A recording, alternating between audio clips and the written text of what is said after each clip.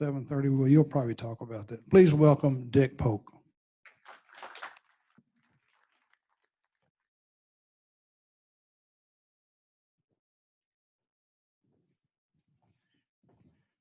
Thank you. Thank you. You got me on? There he is. Okay. So glad to see so many old faces, and I mean that literally. You guys are old. Yeah. I'm looking at Jim Castle. Goodness gracious. We had the pleasure of working with Jim. That was Galen too. Worked with Galen some too. Used to beat Bill Todd handily in tennis every chance I got it. But anyway, it's good seeing everybody. I want to thank y'all for letting me come and for the kind invitation to come up and share a little bit about what's going on. I always start when I start talking and sharing with the group. I believe in, laying it all out and being totally transparent. I am a sinner, saved by grace, and a work in progress. Okay? So let's get that understood right now. Because I know some of you are probably sitting out here going, man, I know that guy. And I know what he's really like. Well, either you've been talking to my wife or you know me from maybe work or whatever. But I am a work in progress and enjoy it. I grew up in the oil field. My father was with Otis Engineering. We're actually a variety of companies. Y'all remember the old McCullough Tool Company? Yeah, my dad was a logging engineer for McCullough Tool. He was so excited. It's the second job. I worked for Sun Oil Company out of A&M. And he said, man, I jumped on an opportunity. Went to work for a company, gave me a company car. His company car was a green and white logging truck. But he was really excited about that. So we moved around the oil and gas fields in America, the United States. My sister was my brother and I were both born in South Texas. So we're native Texans. My sister was born in Salem, Illinois. Believe it or not, there's an oil field up there, along with witches, so. So anyway, we kind of kicked around the states for a little while. We ended up, Dad went to work for Otis in Corpus Christi. And that started our move into international. And so we spent the majority of my life in international. We did have some stints in California and South Louisiana, which was actually the beginning of our internationals. We went to South Louisiana. So we learned about foreign cultures when we went down there. So, but ended up, finished high school over in Singapore, came back to the States, had my father's grace to kick around from January till June. Went into the Navy in June, served for 4 years, got out and ended up going to college, and then back into the oil and gas business down in Belle-Chasse, Louisiana. As a packer hand for Otis Engineering, and then into sales. Kind of kicked around, worked my way through, and ended up as a partner in New Tech. At the time it was New Tech Engineering, now it's New Tech Global. And we had a fantastic run. Really did. It was great. A lot of you guys out there, I see some of our consultants sitting out there right now. I remember one in an orange shirt right there that was working for a little company called Rutherford Oil and Gas. You remember that bit, Jim? I went and called on him one day, and he called me up. I'd been gone about an hour, and he called me up and said, can you come back? And I said, sure. I thought I was in trouble for something. And he said, I think I want to be a consultant. And then that's what started into your consulting deal. And Jim was in high demand, so it was easy to find a place for him. He was a good engineer. And shortly after that, he actually came to work for us. He became one of our staff. And that was I guess you were a business unit manager, weren't you? Yep, sure did. We sent him into the foreign country. We sent him up to Pennsylvania. So obviously you didn't teach those people how to vote up there. But anyway, and oh, by the way, just we can clear the air on this too. Thank you so much for inviting me to come, which I didn't even realize when you asked me to do this, that it was the day after the election. I looked at Deborah and I said, you know, if Trump doesn't win this thing, there's not going to be anybody there. You know, they're all going to be heading for the hills, you know, so, but anyway, but I appreciate the opportunity. I retired about 9 years ago from, as you said, my vocational work and ended up going pretty much into full-time ministry work at that point. It's typical of most parachurch organizations. They're not much different than church organizations, and that is that they, those of y'all that are active in your church know that if you ever raise your hand one time to say that you will do something, then before you turn around again, you've got another job, and before you turn around, you've got another job, and before you turn around, you've got another one. So that's the way parachurch organizations work too, especially if they hear that magic word called retirement, you know, or retired. So now all of a sudden I'm a full-time Fishers of Men, part of their leadership team, and it's been fantastic. It's been challenging, very, very challenging, and we're my role there is originally was missions, and they expanded it into to missions and ministries because we were trying to push back to the original beginning of Fishers of Men, and that was it was purely formed as a ministry. And so anyway, we'll get into that in just a little bit. A little history on Fishers of Men. And once again, I thank you so much for letting me come up and share this with y'all. In 1996, a guy by the name of Al Odom, who was a tournament bass fisherman, he was really, really struggling. He had a young family, and he wanted to be a competitive bass fisherman and be involved in tournament stuff. But the majority of bass tournaments at that time were held on Saturdays and Sundays. And he just did not, struggle with it. So he went to his pastor and he said, you know, what's the right thing here? I want to be God's man in my family, in my home. And the pastor looked at him and said, well, you've got a passion for bass fishing, and maybe you ought to just turn that into something that's good. And so he did. The church sponsored him, and he went out and he held a bass tournament for the church, did it and actually created the format that's being used today. He decided he was going to have a big meal and give away a few prizes on the Friday night prior, and then have a one-day tournament on Saturday, and allow all these guys, invite all of his friends that he knew that weren't going to church, and get them to come and be a part of this banquet, and then fish the next day. The thing he didn't tell them when he invited them was that, oh, by the way, when you get there, you're going to have to hear a gospel presentation, because that's going to happen. If you come to the banquet, which you have to go to the banquet so that you can get the rules and also get your blast off numbers and all that stuff to on the next day. And so that's how it started. It started on one event. It was way successful. They decided the following year to hold two, and they just were overwhelmed with folks wanting to be a part of that. And actually people from the word had gotten around, and some guys came from another state over just to attend that event. And from that, the Fishers of Men tournament trail was begun. Now we have over 70 divisions, and we hold on the average of a little over 300 events now each year, and it's growing every year. It's growing every year. And the format hasn't changed. We still have the guys come in on Friday evenings. We have banquets. These banquets are hosted by local churches.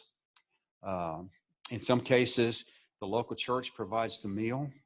When the division gets too big, then the division director gets out and hustles up food and stuff like that to kind of augment. It's just like us. I actually run a division also.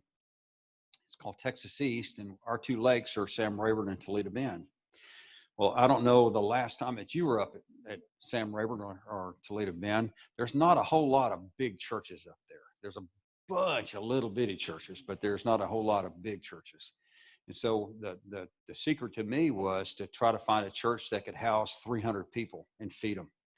Because we had grown our division to where we were actually feeding 300 folks on a Friday evening.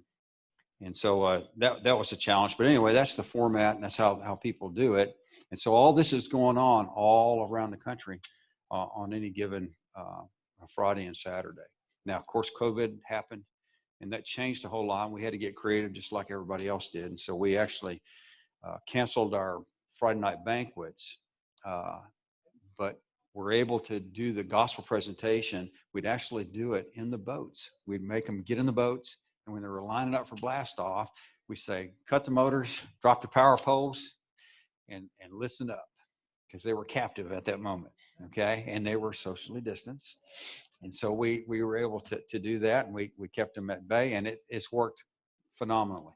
And we've been able to continue on getting the gospel through, shared through all that time. Let me see here. So we kind of talked about this, but I want to go back to our signature scripture that we use, and that's Matthew 4:19. That's the basis of our organization. That's our foundation, and that's the scripture that says, "Follow me, and I will make you fishers of men." I will make you fishers of men. Okay? And that's our responsibility. That's our job, is to bring them in, share the gospel, and through that process, begin that discipleship process. Okay? And that's what the ministry part of Fishers of Men does. That's what we're all about, is we're to try to help disciple these guys as they go along.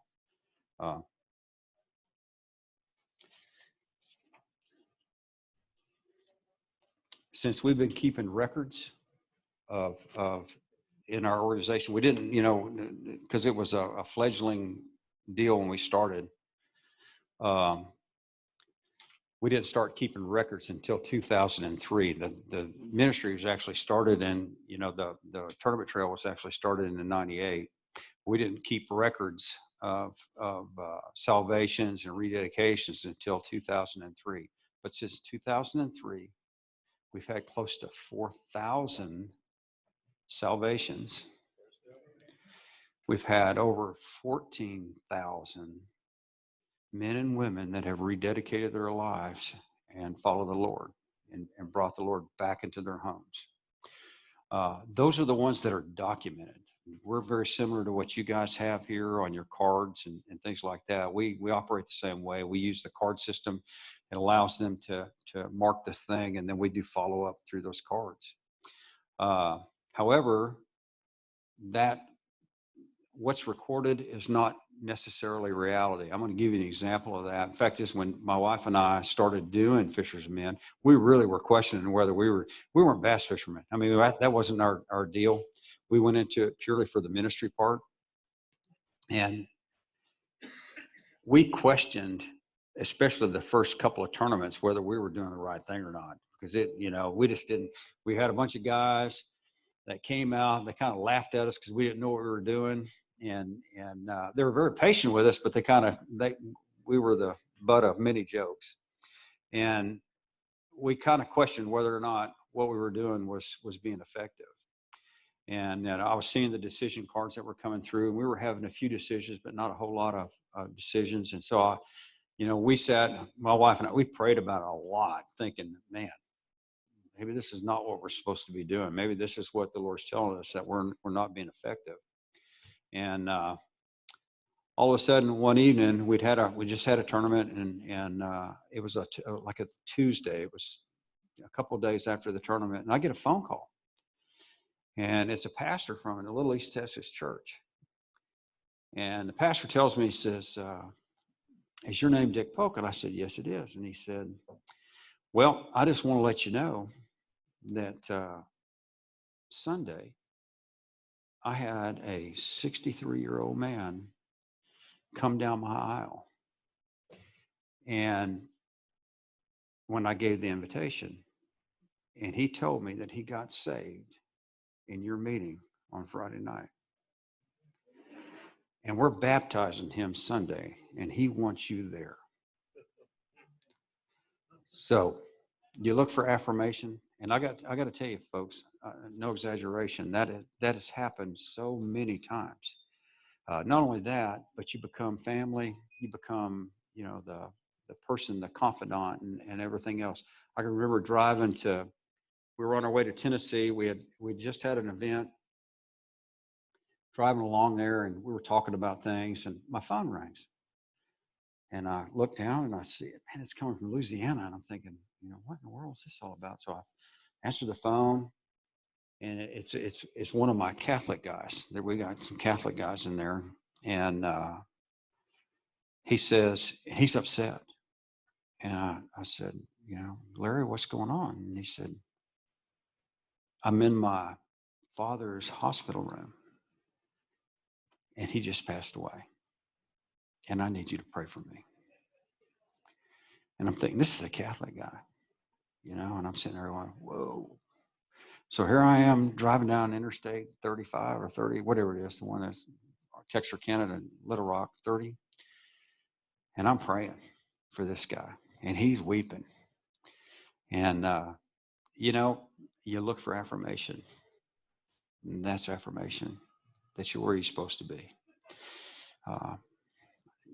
God does miraculous things, even in something as weird as putting on a bass tournament and creating that opportunity for the gospel to be shared. You take it to where they are. You take it to where they are. When Al Odom started this deal, he said he can remember he worked sound at his church, and he'd take a break and go outside. And he said he lived on Santee Cooper in South Carolina. He said it's just one bass boat after another heading to the lake, heading to the lake. And he'd just sit there and think, man, Lord, you're going to forgive me, but my heart is on that lake right now. I want to be there, So from that, here we are. I mentioned the salvations of 4,000. By the way, the majority of those salvations were gentlemen and ladies that were over 60 years old. Now, if I had a pastor in here and I told him that, he would be in awe. Because the chances of a guy getting saved after 25 years old starts plummeting. By the time they're 50, it's almost unheard of. So when you've got 4,000 salvations and the average age is over 60 years old, we're definitely hitting a niche market for the Lord. Okay? We're definitely hitting a niche market for the Lord. So it's been good. Some of the other things that we're involved in now, one of my principal deals is to take it beyond just the tournament experience and move into the ministry side. So the mission activities and things like that we're involved in. One of the examples of that is that when I went into Texas East, I said, you know what, guys, we're doing a whole lot for our group here. We're not doing anything for anybody else. And I said, we need to be doing something for some other folks. And so we took on a little project. It was a little project. We had a little bitty church up there, and they had a daycare that they called the daycare. It was an old tin building. It's a 100-something-year-old building. And they had about 30 little kids in there. And every time the fire marshal come in there, they'd shut down another section of it, and because it was in such bad shape. And so I went to our group, our division, and I just said, look, these folks need help. Let's go over there and try to fix that old building. So we did. We raised some money and went over there and tried to help them fix that building. And we got in there and realized real quick this was not going to be a doable thing. So we turned around and kind of prayed about it, and I presented it to the division, said, I think we need to tear that building down. I think we need to build them a new daycare. And the reason being is there was no daycare within 50 miles of there, okay? And these guys were all dual income, minimum wage earners, okay? And these kids were driving 30 and 40 miles just to find work because it's a little town up there. So we got busy, and we raised about $250,000, and we built a daycare, and it's there right now. The result of that is, and this is how God works, that little church, which was, just the same membership for forever and ever, that little church has gone to 3 services. They just got through building a new family life center that's going to seat 300. Imagine that, 300. Who needs 300 seats? I need 300 seats. So this is good. This is going to work out. This is what the Lord can do when we show a little bit of faith and step out and say, look, I know I can't, but I know you can. And that's been unbelievable. The other thing we did is we took on, this was one of our big projects, we took on an orphanage down in Manaus, Brazil. And we started a program called Fishing to Feed. And so we've asked all of our tournament guys to collect money through each one of their tournaments. And we are trying to manage a food budget for an orphanage down in Manaus, Brazil. All these kids that are in there are all kids that have been taken away, removed from their families because of sexual exploitation. And this goes all the way to babies. And so it's really a special needs orphanage down there. It's run by a Baptist preacher. And it's an amazing thing. It's an amazing thing. It's amazing to see what these kids, how full of life they are when they were so absolutely scared. Most of these kids, the first safe night they ever had in their life was when they went into that orphanage. Okay. And the fact that they get meals on a regular basis, that's a critical thing. And that's one of their highest items on their budget is their food budget. So we created a program called Fishing to Feed. I've got my finger stuck up here because this mic keeps trying to jump off my ear. So it doesn't matter. However, I can pop this thing off.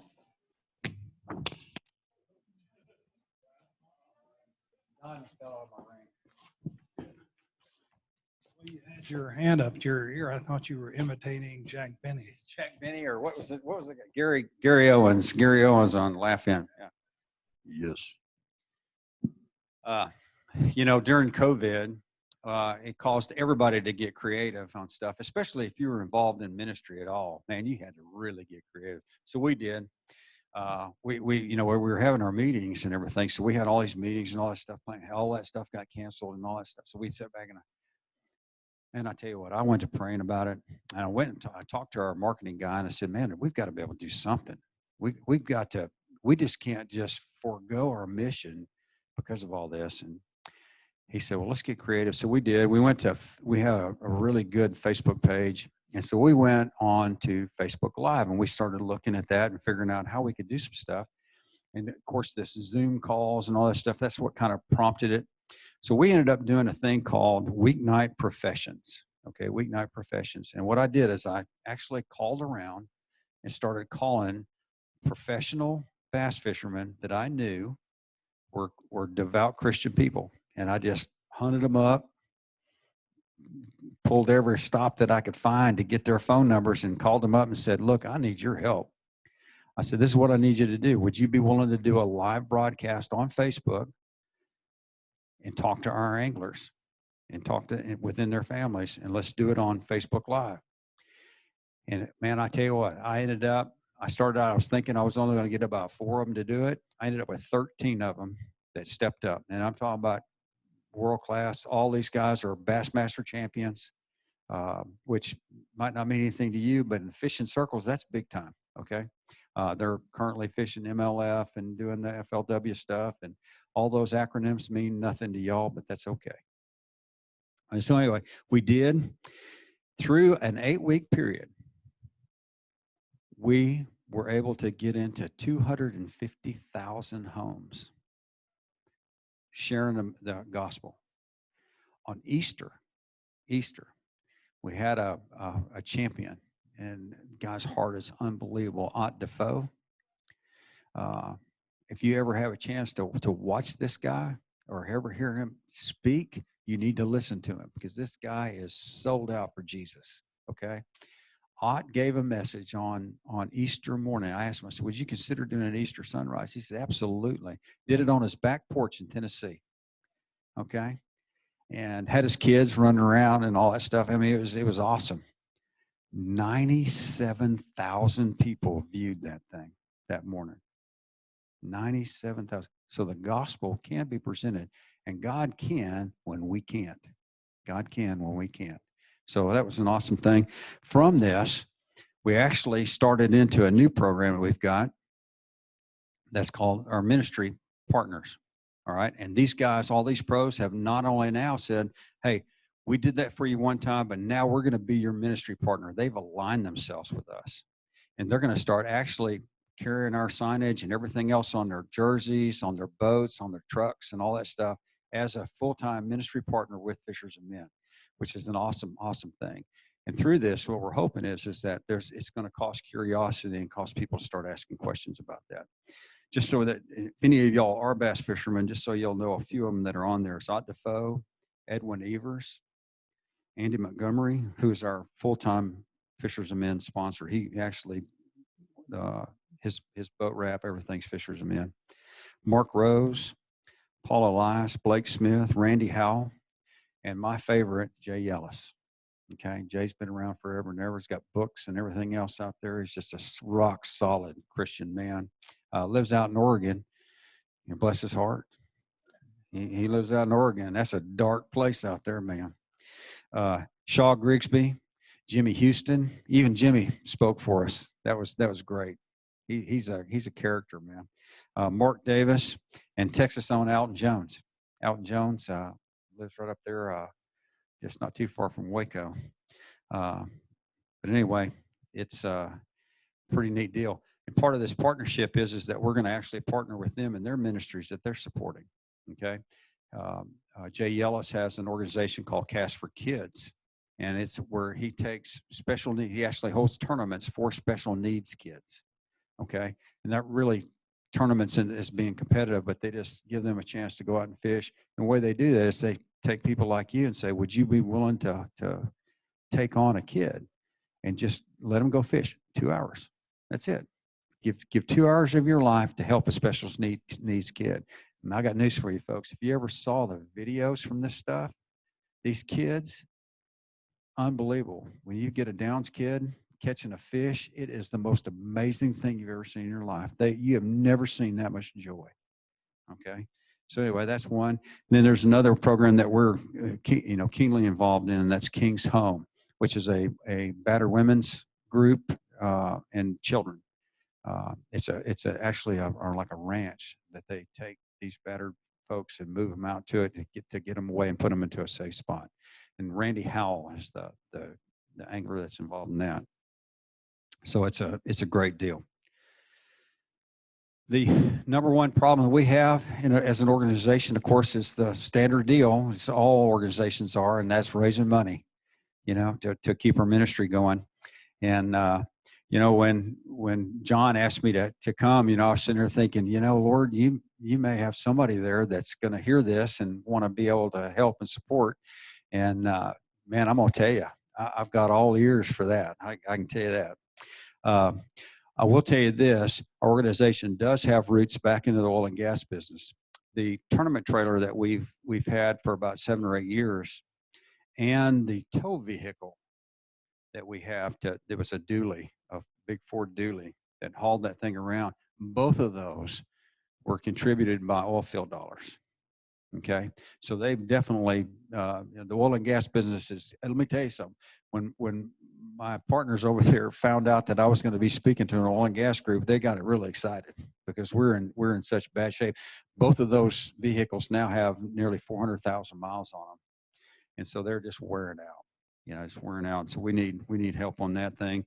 The other thing, and I was going to, John told me to be sure to bring this up, is we're actually in the process, based on what I've seen in the success of the Oilfield Christian Fellowship Bible, is we're in the process of putting together a Fishers of Men Bible. And we'll do the same, very similar things. We're going to have some of the pros, these ministry partners that I was talking about. They're going to share their testimony. We're going to do a couple of other little neat things. We're going to have a little deals on where you can just scan it and it'll automatically go to a YouTube deal, and you'll actually be able to see them give their testimony. They'll be on there, and then we'll have what we call First Steps discipleship material that'll be incorporated into the back of it. And so that's going to be a critical tool for us. And those things, as John can attest to, those things cost money. And so we're hoping that that we can get some folks to step up. With that said, I want to kind of leave you with this. With all the stuff that's going on with COVID, with the election, you know, I may be out of the industry, but because I have so much, I still have family in the industry. My son is still there. My son-in-law is with an executive with a service company. So I've got hard connections back to oil and gas, and it's always going to be that way. So I know a lot of y'all lost jobs. I know a lot of y'all are struggling. And with the results of like the election last night and what's going on and all that, you know, I know that there's times where you just feel like, man, you know, Lord, when are you going to stop?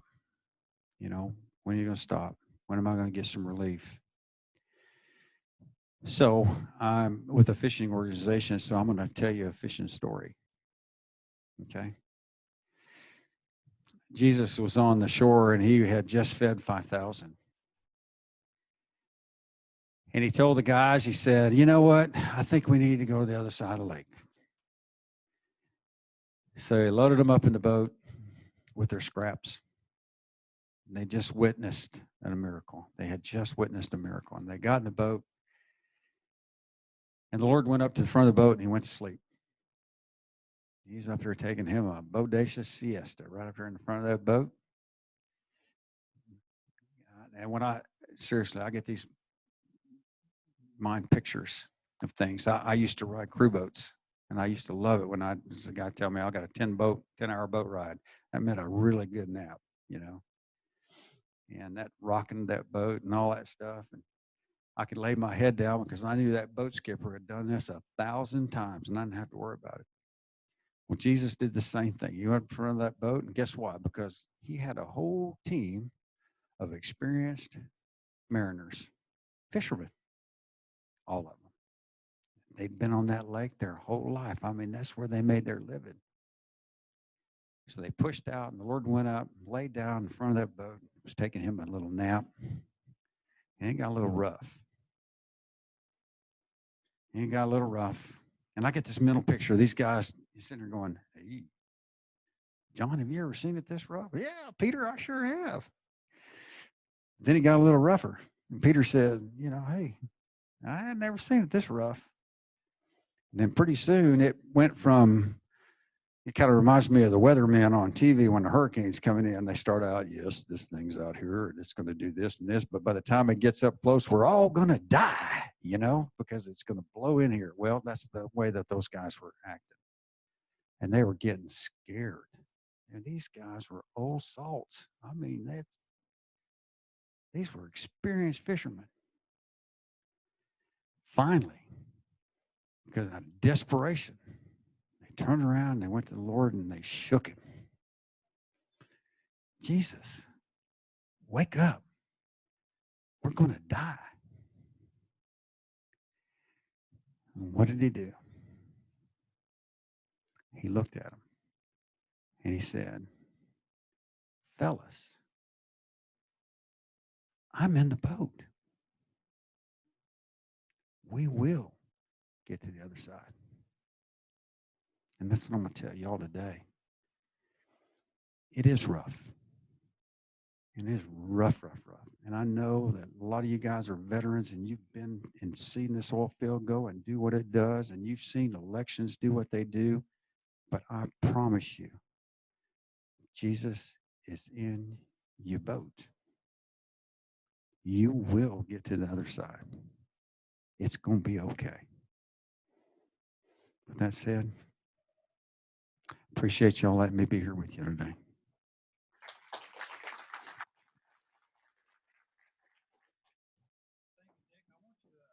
us how we get involved. How do we fish in one of these tournaments? All right. Quite, yeah, I'm glad you asked that. How do you do this? Oh, well, it's real easy. You can go online to Fishers of Men, nationaltournamenttrail.com, which FOMNTT.com. Okay. Once you get on there, it's really self-explanatory. We've got divisions all over Texas. That makes it kind of convenient. So we've got Texas East, which is the Toledo Bend, Sam Rayburn area. Up in East Texas, where they're way up north there, we got the Texas Northeast Division, which is Caddo and all the lakes in and around Marshall, Longview. Texas North Central, which is around Tyler, Palestine. They fish all those lakes in that area. We've got a division over in Waco, which is Texas Central. And we got a lot of military guys there, and that's just awesome. It's really, really good. We get to get the military guys out and do that. And so he fishes all those lakes in and around there. I think he even goes over to LBJ. We've got a director that's expressing interest in the San Antonio area. If that happens, then we'll start fishing choke, Amistad, and Falcon out of San Antonio. The one area we need a director. Now, y'all quit, pick your heads back up.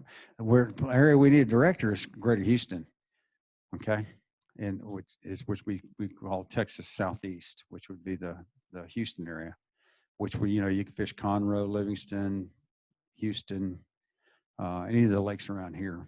So we're needing a director for that right now. So yeah, it's real easy. You can get in there and you can go online and see. If you live in another state, you can easily, we've got them in Louisiana, Mississippi, all the southern states, all the way up the eastern seaboard, all the way to Minnesota. So we've got divisions everywhere. It's easy to get involved. If you want to come and be a part of the ministry side of it, just call me. I'd be more than happy to hook you